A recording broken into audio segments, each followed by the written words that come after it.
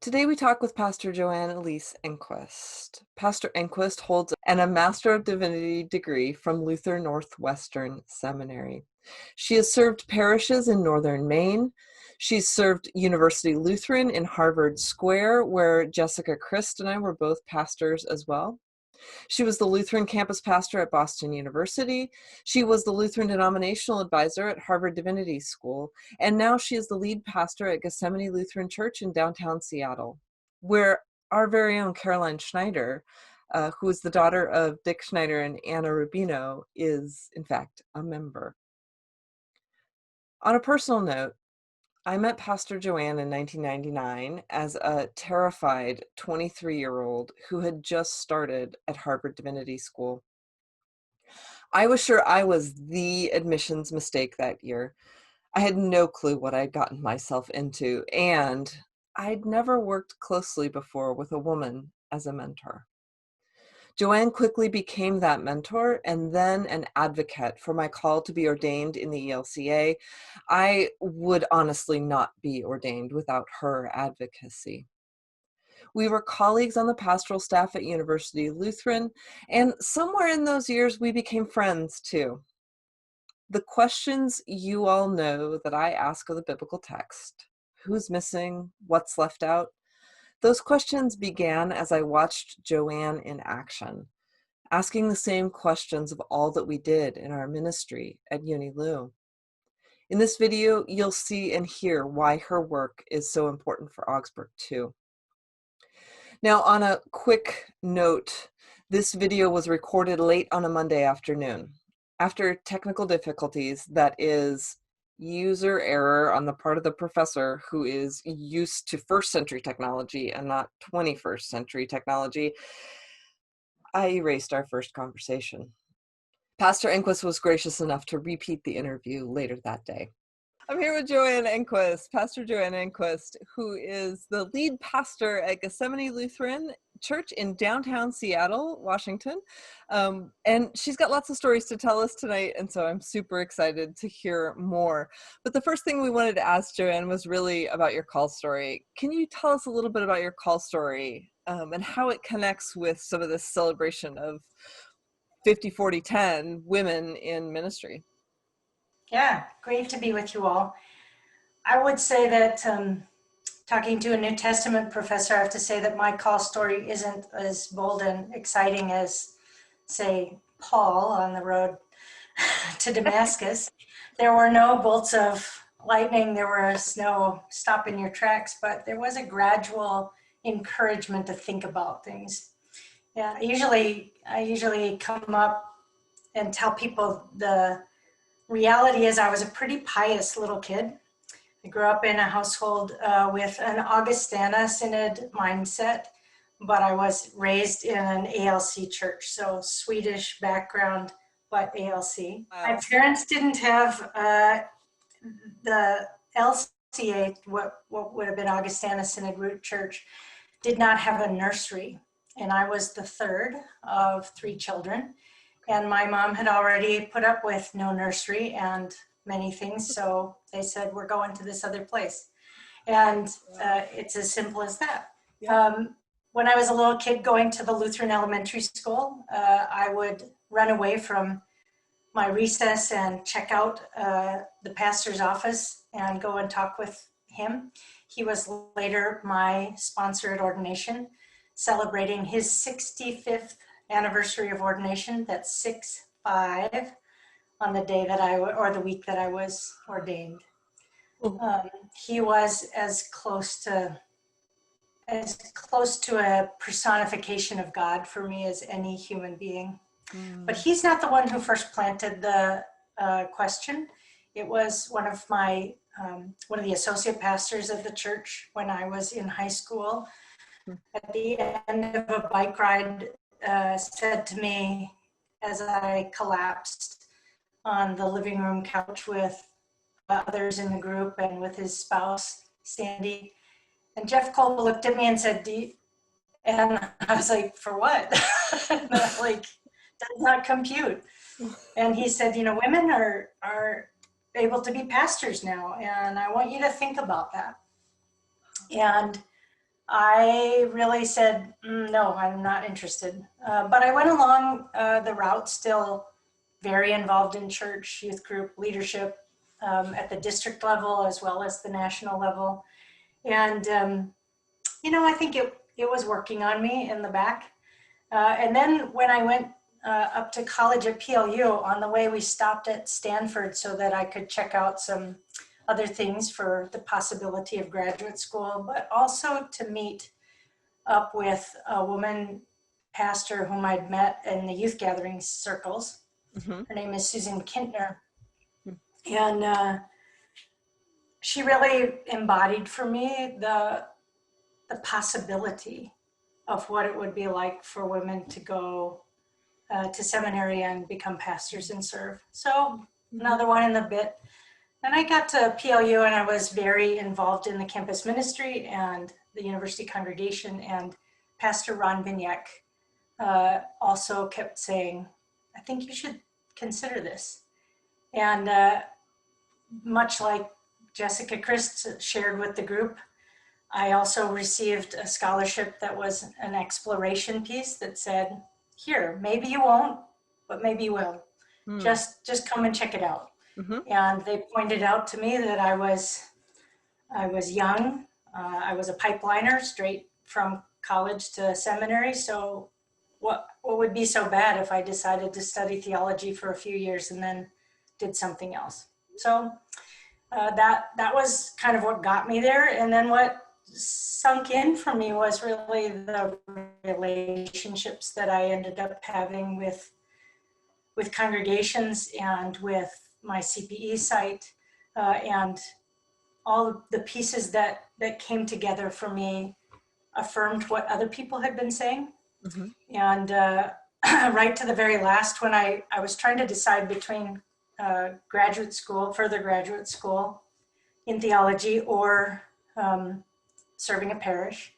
And my advisor, Jane Stroll, who would end up being the preacher at my ordination and the constant really of an advisor through my life and ministry.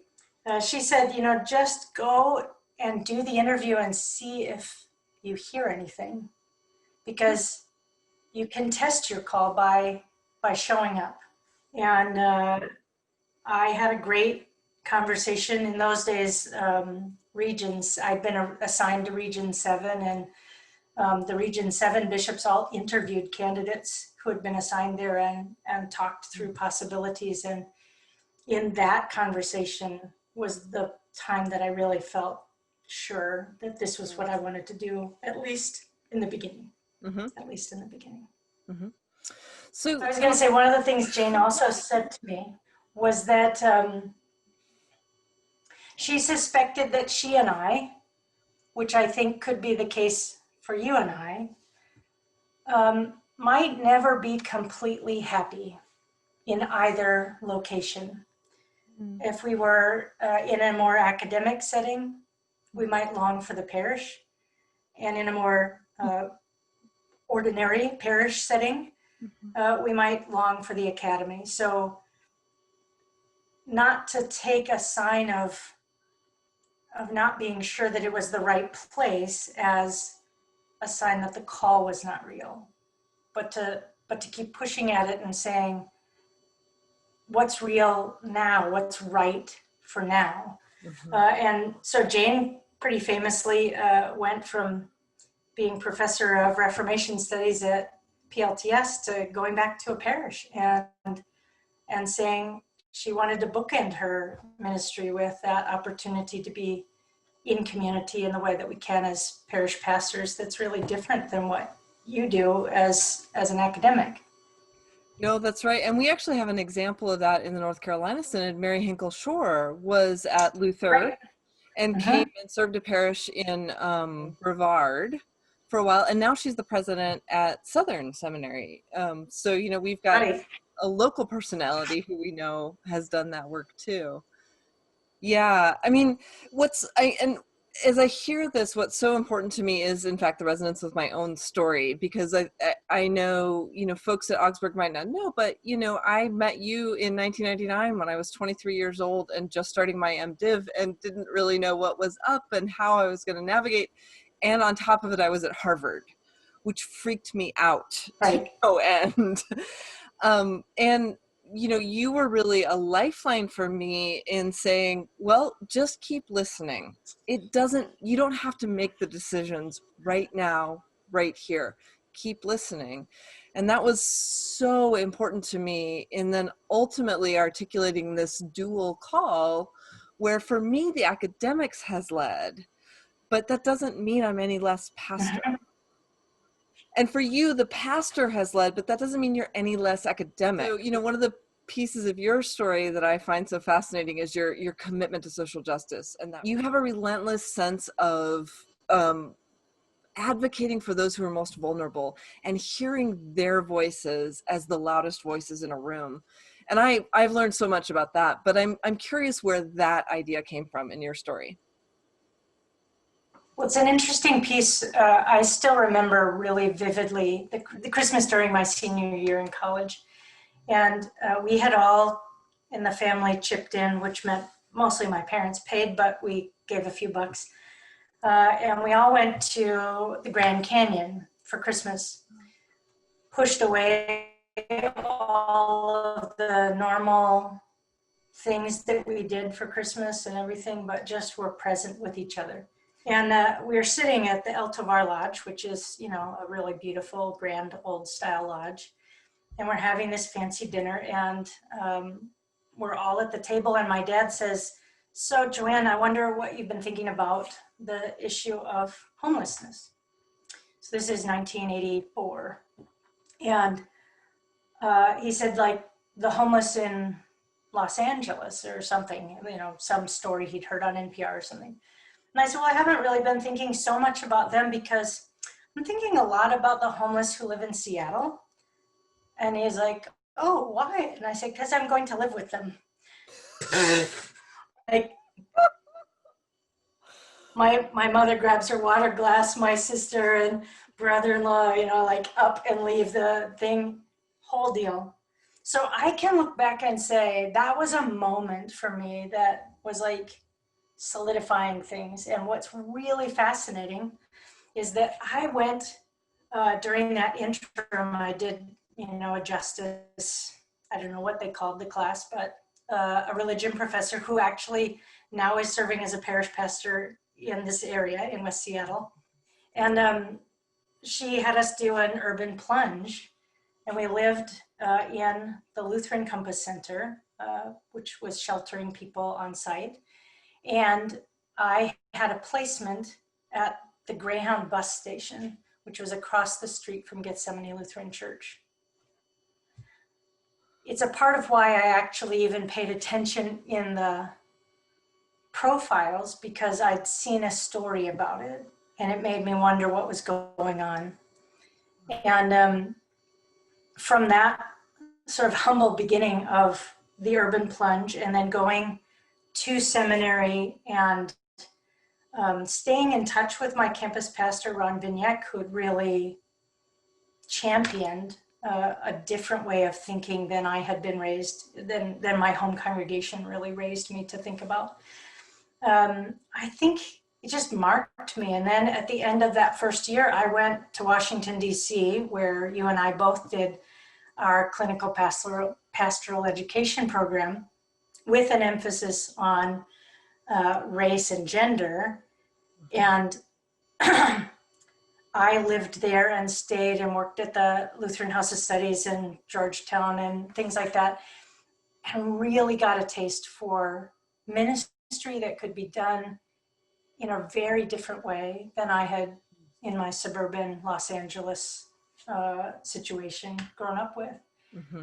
And I think those seeds were planted so that even when I took my first call to a redevelopment in rural Maine, I knew that what I needed to set out to do was not just to minister to the people who were Lutherans who'd retired to the area, but to the community as it was, as it needed attention. And so I jumped onto a committee with the school board looking at domestic violence and how we could do some prevention and intervention work as neighbors together. I worked with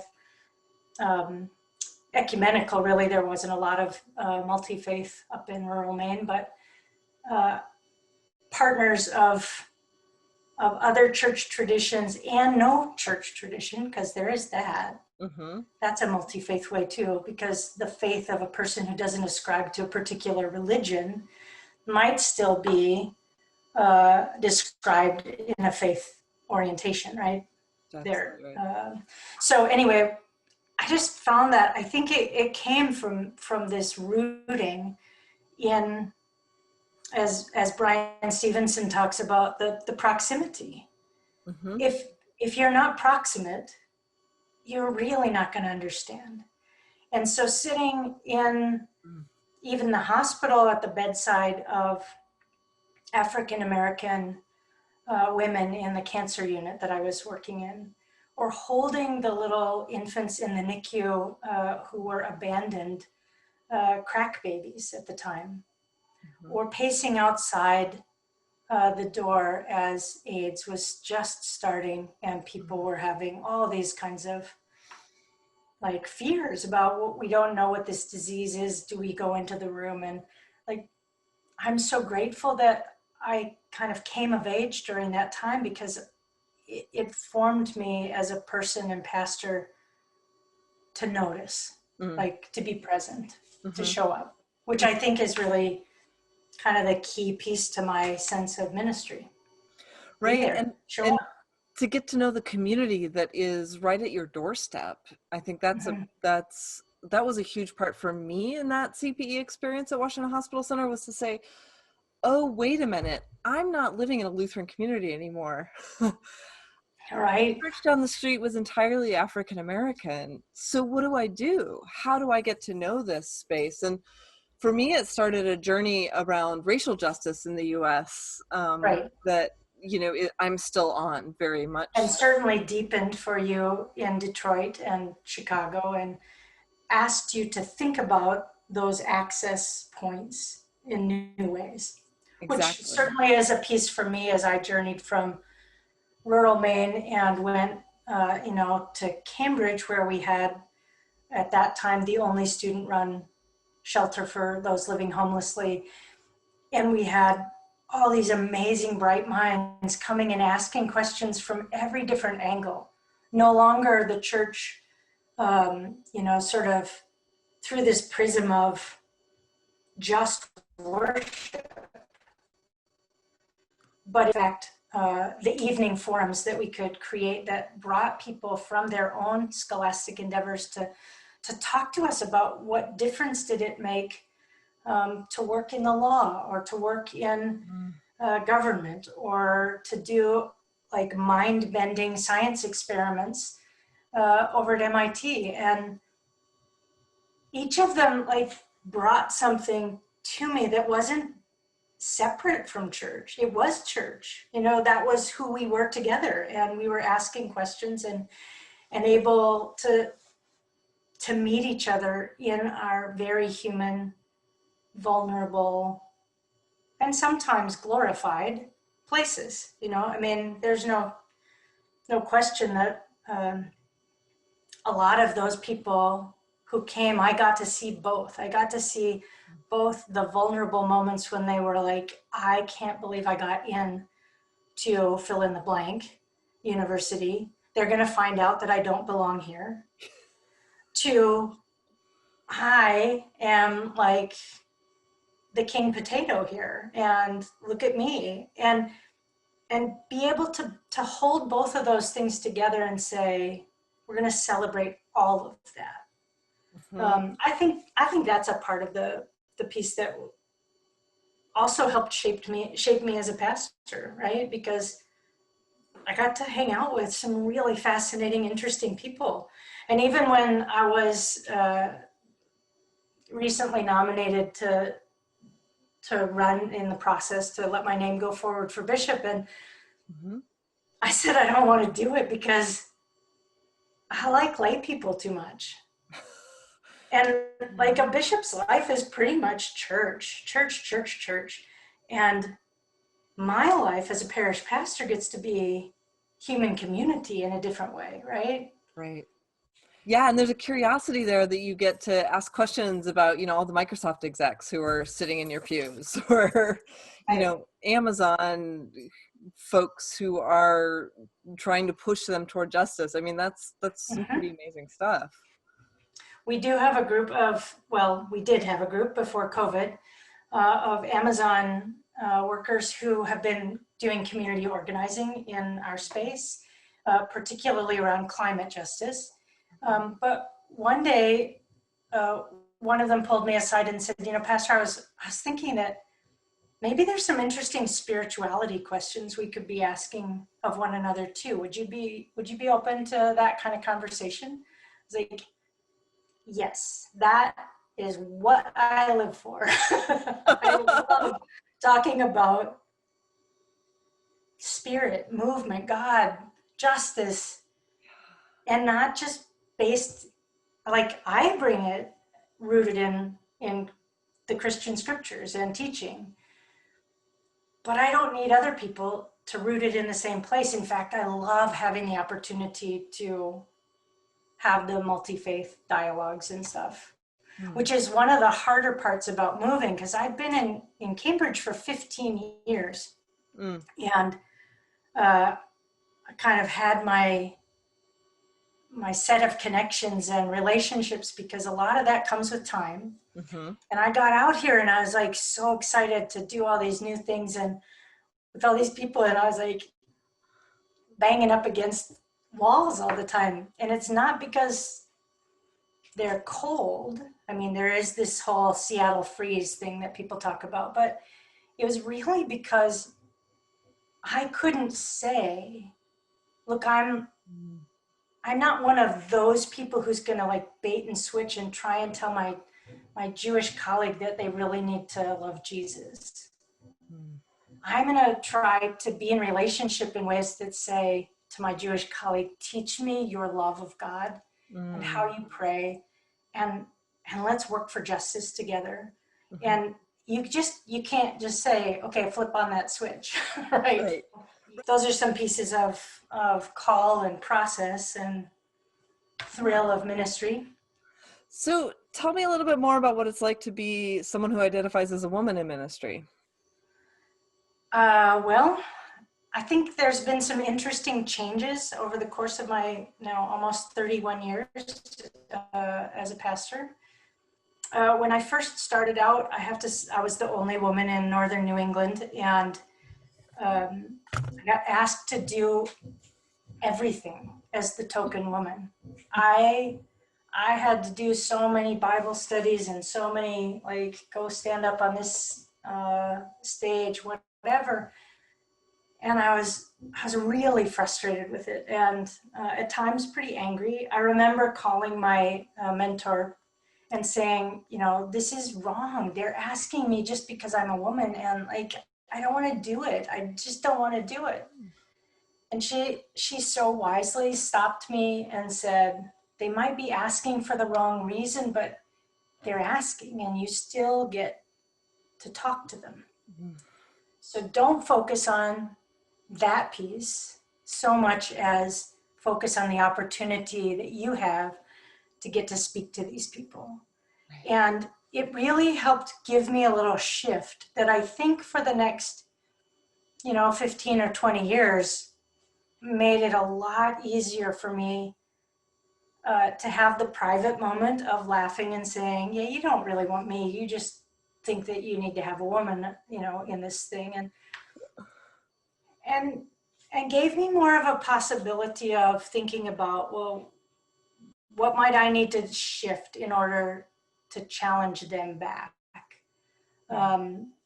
to ask a question a little differently, or to say, okay, you wanted a woman, I'm going to help you think about things from a different perspective than you might have had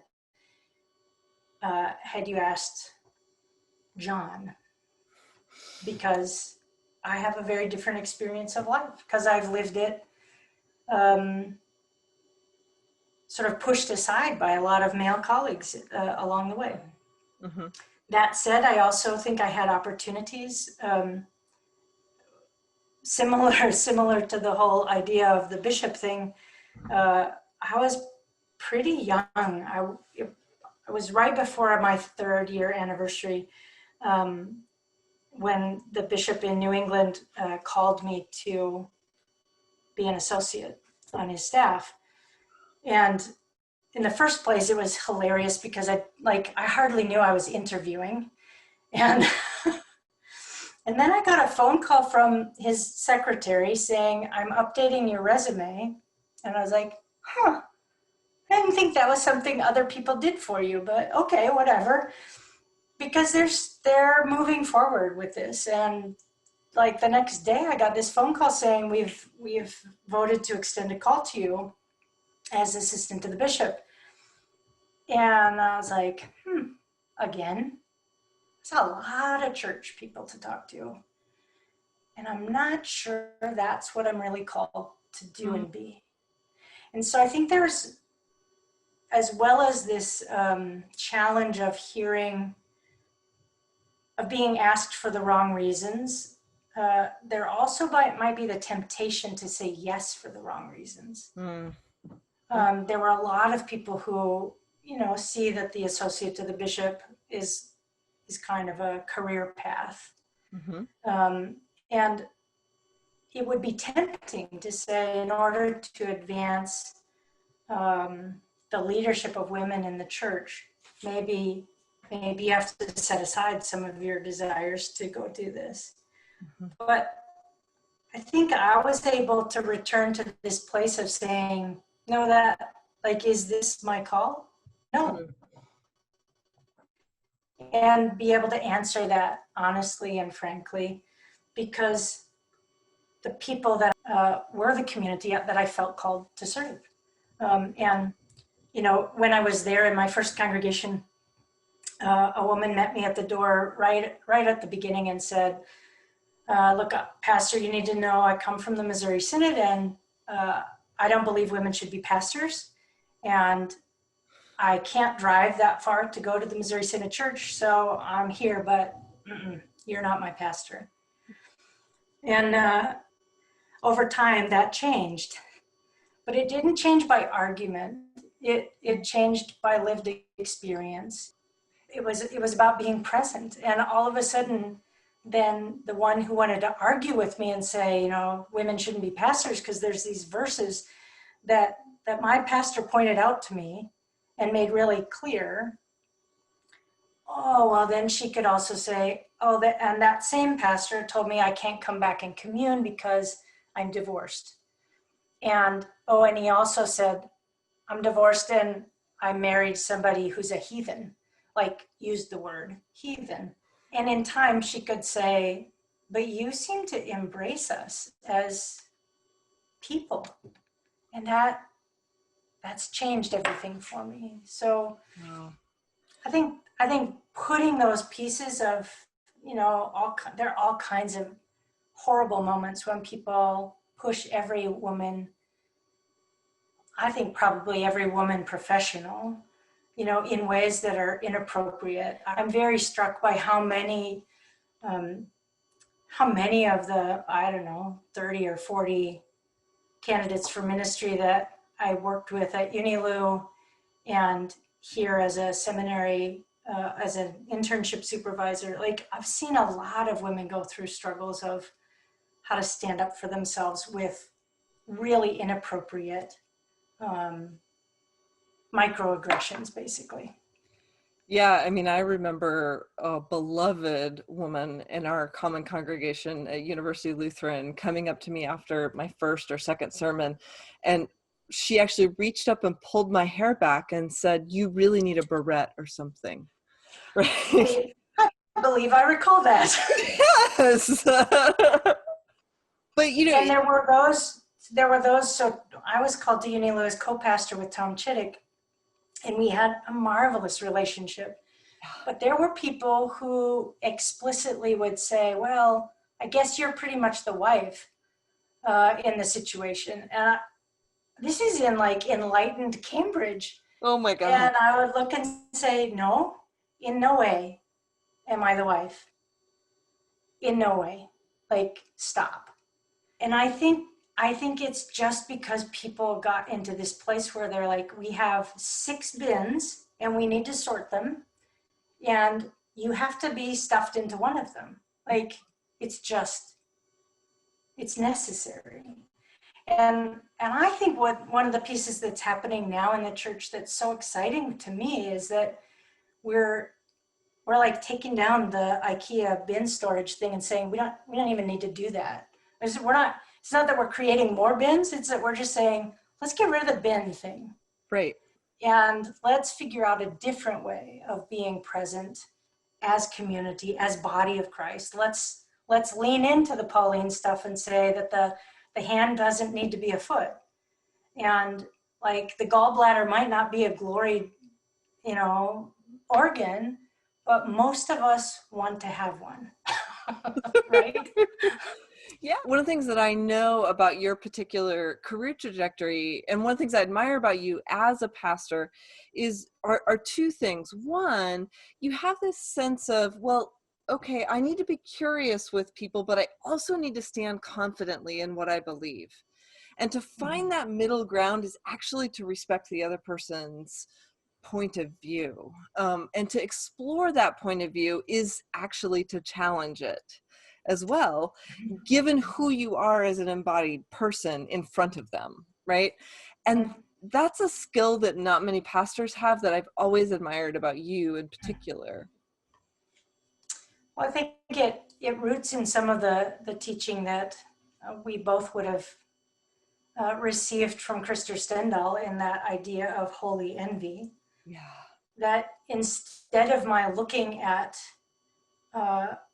others as threatening to my idea or identity, I can look with curiosity and wonder and delight in what another brings. And I think that came in even earlier for me, with some teachers of theology that really kept me thinking more broadly than the constraints by which maybe my early confirmation experience or theological education, even at PLU, would have offered. Like there was just more, this widening, this broadening, and saying, don't be afraid. And I remember at one point when I was getting to teach at Harvard Divinity School with the Lutheran students in polity, I remember remarking that I felt as if I had an ever loosening grip on Luther and sort of specific Lutheran theology or teaching. And it wasn't that I didn't value it. It's just I was no longer trying to strangle it and hold on to it as though if I let go, somehow everything was going to fall apart. And I think that's the piece that really comes from that rootedness, when you can say, oh, this is who I am, and I feel confident to be rooted in this love of God that I know and experience in a particular way through the story of Jesus and the Jesus community. But I don't need other people to have it in order to have conversation about their experience. I think that was a moment, in the course, as you of course had at HDS plenty of times, we understand that when we're in a more diverse community, we can actually learn more about who we are and what we trust and believe and hope for, because we have opportunity to explain it, yeah.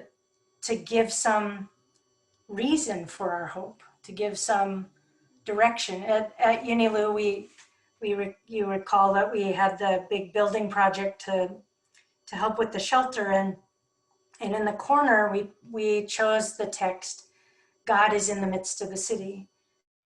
And I often would explain to people that a piece of that was our profession of faith, but but it never said, and you have to believe this in order to get services or in order to volunteer your help.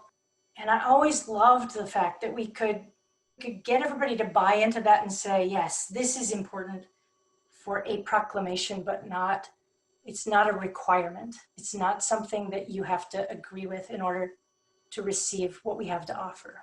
So that brings us then to Gethsemane in Seattle and your particular ministry there. So it strikes me that you given the trajectory of justice-oriented ministries that you have always inhabited from your work with domestic violence prevention in Maine, in northern Maine, to then your work at University Lutheran, where there was a homeless shelter in the basement and the advocacy for affordable housing that was part of the congregation's vision for itself. Right.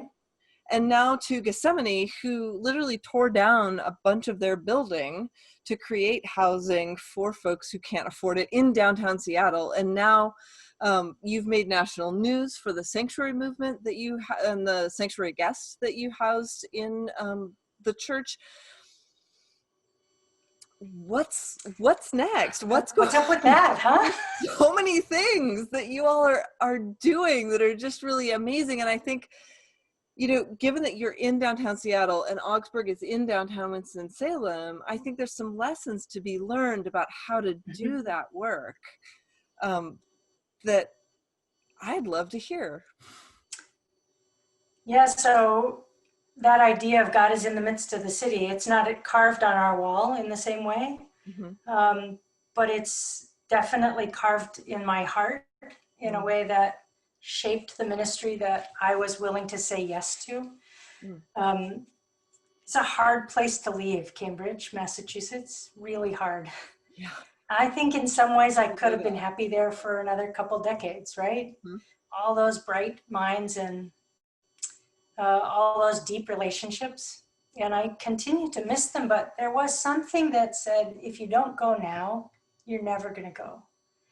And when I saw this, I actually saw a piece in the Lutheran magazine, as it was then called, piqued my imagination. And part of it was that the person who was serving as pastor was an old family friend of my parents and grandparents. And part of it was this location across the street from the Greyhound bus station that I volunteered at 20 some years before. And so I wrote a letter to the bishop and said, you know, I've been looking at a lot of different places, and one, I need you to know that I'm in what was then being called as a publicly accountable, lifelong, same gender partnership. Now we just call it marriage. So if that's a deal breaker, just like shut it down now, because I don't want to. There's no form. There was no box to check in the form, so I was like, you just need to know this.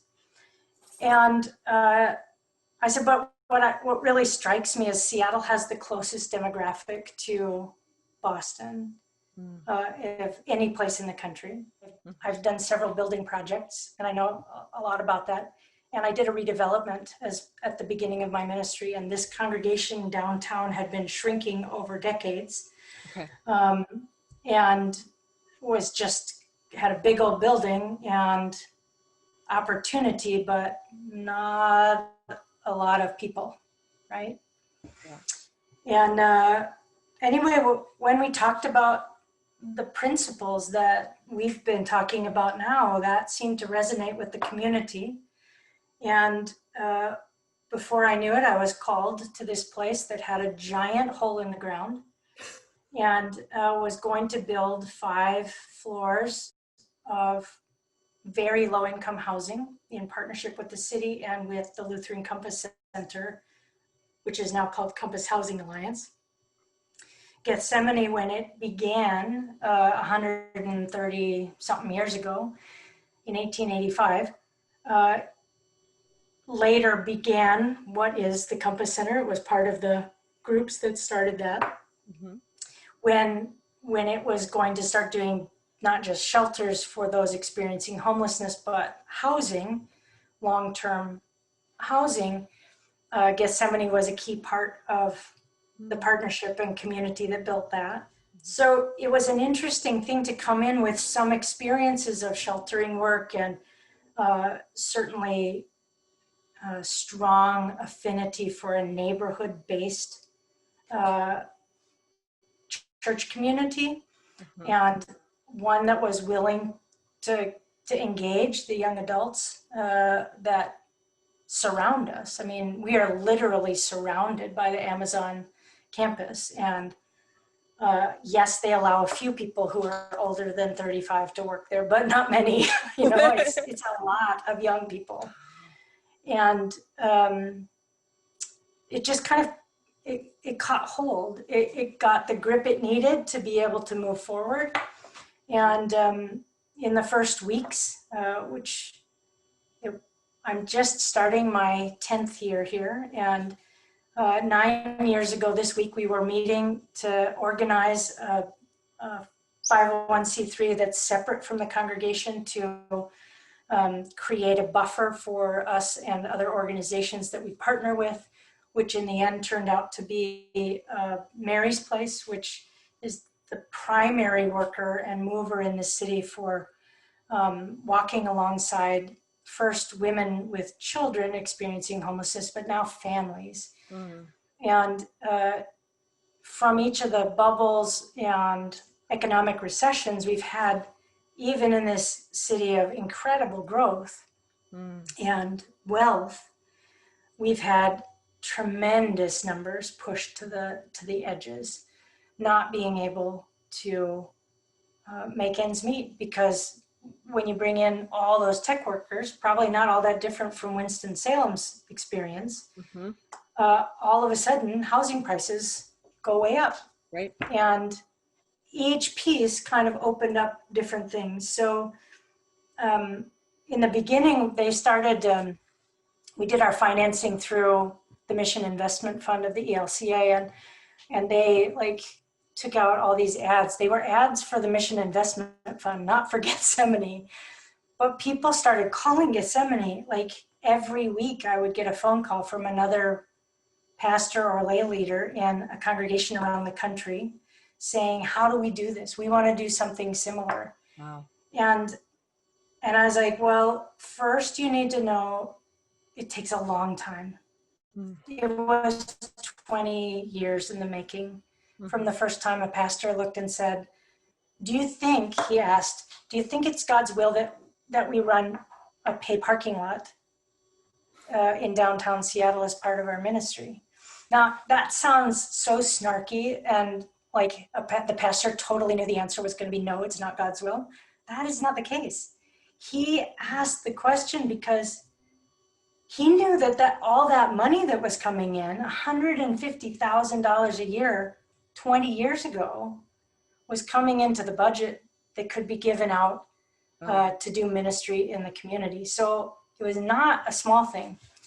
But in the end, they sold that building and put all the money that they got for it into a fund that they would be able to build affordable housing. And ultimately, they ended up doing that on their own property and having the day center. But everybody who called on those then weekly and now more like monthly phone calls saying, how do you do it? And how do we do the same thing? They all believed that it would grow their church, like grow the number of people sitting in the pews on Sunday. And my big thing came to be the talking point that said, it will grow your church, but not in the way you think. It will grow your imagination of what church is. It will expand your sense of belonging and community and your partnership with all these other places. It is not likely to get more people to come to worship, because that's not really what the people who are experiencing homelessness first are looking for. They're looking for housing. And the ones who get housing, they're looking for stability. So long, like, how do you support that? So in these COVID times, what that has meant is we now have a tutoring group that works with people who are in the building and in other campus properties, whose many of whom are resettled refugees, and whose the kids' parents don't speak English. So we all know how hard it is to take school online, right? It's really challenging, and we're pretty adept with computers. These people generally don't have computers, and the parents don't speak the language that is being used for instruction. And the kids are left, with this ever widening gap then. So we started to say, in our first imagination, we thought, oh, we'll be able to have like a little school at the church. Mm-hmm. Well, then we realized that wasn't going to work for public health reasons, but we said, well, let's commit then to figuring out how we can get volunteers. And we have teams of volunteers for one kid who is just brand new, and their family is in the asylum process. I think there are 6 or 7 different tutors that work with her every single day to try and help her learn English and math and get some socialization and all that stuff. And it's not because we're going to reel her in to become a member at the church. It's because we've noticed that she's been pushed to the margins and she needs something that we have to offer. Mm-hmm. And I think that part is just so beautiful. I mean, it was the same impulse that got them in 1960 to start what they called Soup and a Movie, where they basically had the early makings of a soup kitchen, but they knew that what they really wanted to provide was not just food, but community. And many of the people who availed themselves of those services over 50 years, they came out of their own housing, often low income, but out of their isolation, and found something that made life for them. So from 63 to 2013, we ran that program. And then we noticed that there wasn't the same need, and we tried to shift and say, well, what else is needed? And so we made more room for Mary's Place, the day center, to have weekend offerings and so forth. And I think that's what I love most about working with this community, is that they've responded to the challenge that says, we don't do social justice projects because they're supposed to make us feel good, or even because it's the right thing. We do it because we love our neighbors, and we're trying to learn how to love them best in the moment. And that will require us to let go of some things. So in that case, from 2011 to 16 or so, we were pretty focused on getting the building up and running and building relationship.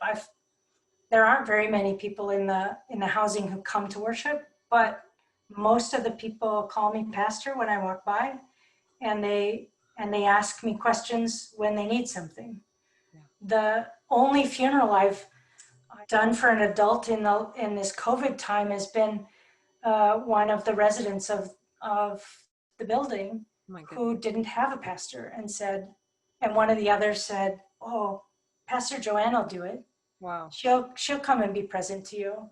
Yeah. And I think that's kind of the most heartening thing that I could hear, is that there's a sense in the building that you don't have to believe what we believe. You don't have to dress how we dress. You don't have to have a certain standing in the community in order to be with us.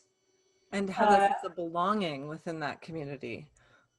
Right. Yeah. So I think those pieces are really good. And so in 2017, the world was getting a little shaky in the beginning of that year, and a lot of our church was starting to mobilize in ways that said, we want to make a difference. What can we do? And they kept saying, what can we do, Pastor? And I said, well, there's a biblical tradition of what's called sanctuary.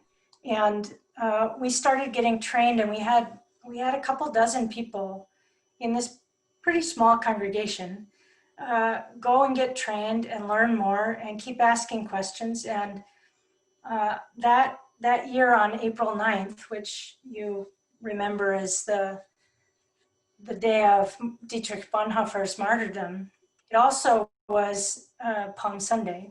Mm. We decided to call a congregational meeting that morning that put more passion in our Holy Week than we could ever have imagined. And we voted to become a sanctuary congregation. And we declared ourselves in that long-standing tradition of driving the spike into the wheel to stop injustice and saying, we know this is kind of risky business, but we believe this is essential. Mm-hmm. And the people who voted against it, there were a couple. The two concerns that were raised publicly were, we don't want our pastors to be arrested, we need you. And we don't have enough people to be able to support this.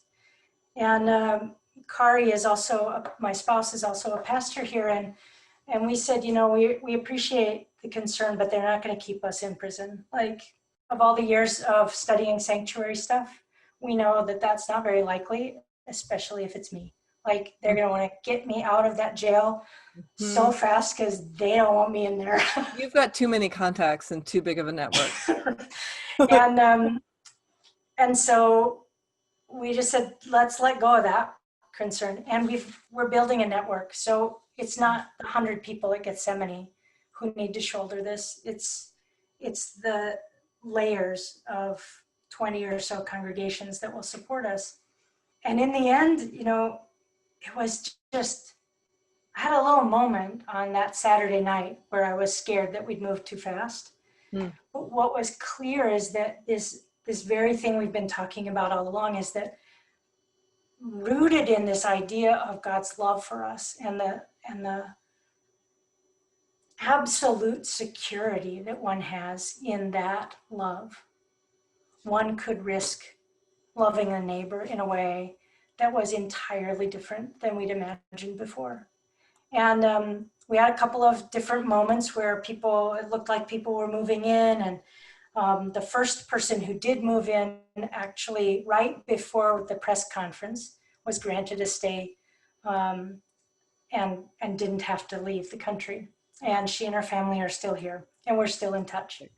And then there was a time about a year and a half later, was in June of 2018, that we were contacted, and they said, there's a person seeking sanctuary, and will you meet? And so we did, and we made that arrangement. And in June of 2018, Jose Robles moved in with us and took up sanctuary. We were very public about that, and he has a legal remedy to his case, which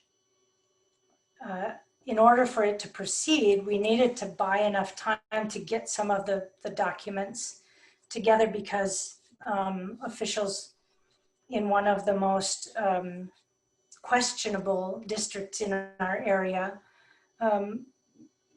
were refusing to sign the documents.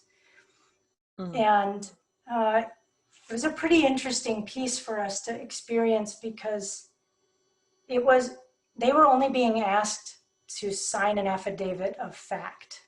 They weren't being asked to interpret. The judge does the interpreting. But they knew that the system can't handle the absence of the paperwork. And so they refused, and thereby could rule on it. So eventually, if you fast forward 13 months and a little more, Jose has all the paperwork needed and has a stay of deportation from the Ninth Circuit Federal Court of Appeals. And he goes with, 400 or 500 people to the ICE office to turn himself in, asking them to let his stay hold. and they arrested him, and he's been in detention ever since. Okay. We stay in close connection with him and with his family until the middle of March. We would regularly go and visit and see him through a plexiglass. I'm not really sure when there's all this plexiglass why we couldn't actually still go and see him, but they won't let us in. And in the meantime, then I get a phone call this last year on the Friday after Thanksgiving. And my colleague from an ecumenical organization is on the phone and chatting somewhat awkwardly. And I realize that he needs to just cut to the chase. And I say, so what is it that you need? And he said, we have a family seeking asylum who desperately needs a place. Oh, wow. They have a 10-day-old child, 10-day, and they have no place to be. Wow. That means it's like the weekend that Advent begins, right?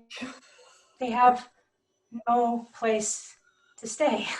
And I'm like, well, do you want them to stay in the sanctuary room? And he said, well, no, because I think we might need that for another sanctuary guest.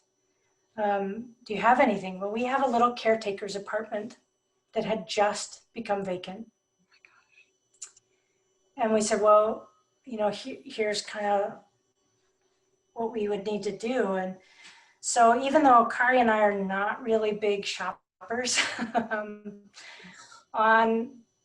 on the so-called Black Friday shopping day of Thanksgiving weekend, we made a list of everything that would be necessary in order to furnish a home for this family. And we went to IKEA, and Santa's sleigh had nothing on our U-Haul truck. We had it like just totally piled as high as it could. And we got this team of volunteers who came in and put the furniture together, and on Sunday morning, they moved in. And they're still with us. Okay. And the thing about sanctuary and accompaniment of the asylum seeker and the building use for those experiencing homelessness and those now housed in our thing, the solid line through all of it is that it's changing us. It's helping us be church in a whole new way, much like getting rid of the bins on the gender identity stuff or whatever, and just saying, no, let's just rethink this. Right. Church is not about an hour on Sunday morning and some Sunday school class. Church is about the living, breathing community of Jesus out in the world. And so in some ways, COVID has helped, right? Because it's just helping us all remember that 1 hour isn't the most important thing. It's the relationship that we create. It's the question that we ask. I mean, when we did one of those values long-term planning things, the values that came up had everything to do with embracing people's questions and trusting God, not believing in God, but trusting God, and being vulnerable and walking alongside, moving alongside people. It was so beautiful. And when we were doing a fall review of that last week, and we went back and looked at our sheet, and we're like, that's still who we are, because this sends us into the world. And I think that probably is one of the things that Jesus most loves about the church, when it remembers that in the least of these you see me, rather than in the beauty of the sanctuary, which isn't to say that the beautiful sanctuary is unimportant, or the worship, because all of that helps to feed us, right? Barbara Lundblad was a dear colleague and is a good friend. She heard me telling a story once about how at Unilu, when we were trying to to change the project of our renovations, we had to slash a couple $1 million because the prices went up and stuff. And we said, well, we're going to focus on the shelter, not on the sanctuary. And she was noting that many people would not do that. They would flip it the other direction. Mm-hmm. And she helped highlight for me the unusualness of that, Mm-hmm. and the wisdom that said, well, we can do worship even if the heat registers clank. Remember how they used to clank during our Oh my sermons? gosh, they were so clanky. But that's not, like, we would like to get rid of that, but that's really not keeping us from ministry. It doesn't stop our worship. Mm-hmm. It maybe makes us pause once in a while, but it doesn't prevent us from doing it. Mm-hmm. The state of the basement at that particular time was such that it was stopping us from doing the work. We couldn't actually care for our neighbors who were living homelessly in the way that we wanted to. And so I think it comes around to that kind of lived experience stuff again, and saying, oh, how does theology refracted through lived experience change the questions that we ask and change the ways that we listen to each other? Anyway, maybe women did that too. Yeah. Right? We just had different experiences. That's right. That's right. I mean, because the thing is that embodiment of theology changes the way we live, period, right? And I think one of the pieces that's often scary for communities is risk taking, particularly when it's risk taking around property, around endowment, around any kind of will we exist for our kids and grandkids kind of questions. But when you start to really ask those questions, being, and you've taught me this, being rooted in that solid hope and knowledge that God's love is what guides us, all of a sudden the community starts to look really different. And the And risk becomes it's not about self-preservation. I think that's the real turning point for a lot of communities, is when they can stop saying it's all about my future, but instead it's all about our life. And I think women have been particularly well poised to ask that question, because they've been the ones who've cared for family, for household, for, the stewarding of health. And I think about, like, the Syrophoenician woman coming and begging Jesus for the intervention and being able to say, look, you call me a dog, like, push me aside, do whatever you want, but my child's need matters. And I'm calling on you, Jesus. You, the one who said, you give them something to eat. Now I'm saying, you give me something to eat. I'm slightly cussing in my head. It's the boldness of a woman who's able to say, look over here. Well, the boldness of pointing out her vulnerabilities. I mean, I think that's what's also so incredible about that particular story. It's her own vulnerabilities that actually give her that boldness. Well, that boldness might be a good place to end. Thank you again, especially for your patience with me and my technological ineptitude.